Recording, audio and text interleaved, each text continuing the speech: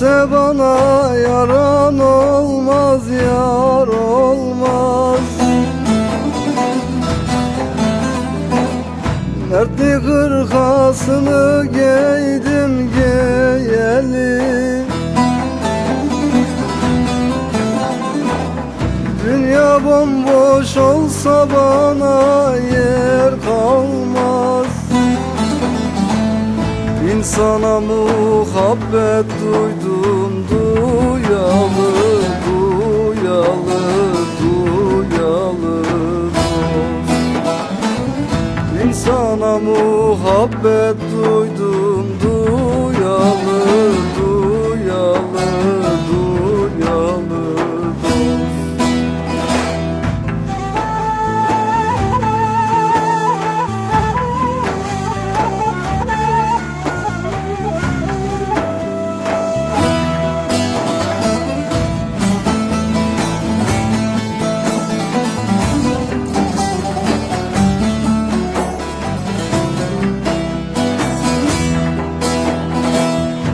İmanım hükümdar, benliğim esir. Ehl-i beyti sevdim dediler husur.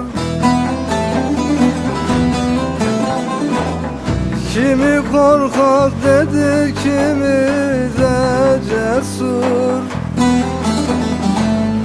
Kurd ile kuzuyu yaydım yayalı, yayalı, yayalı dost. Kurd ile kuzuyu yaydım yayalı, yayalı, yayalı dost.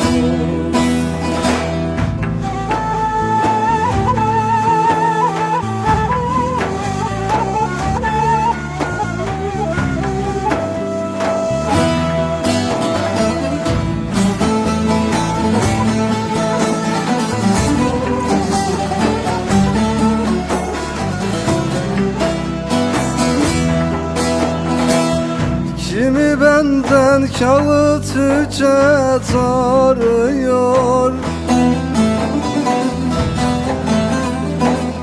hal bilmeyen iptedemi soruyor. Dostlar ölümüme karar veriyor.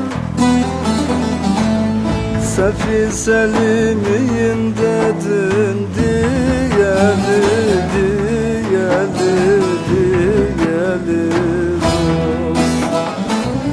Sefil Selim'iyim dedin diyeli.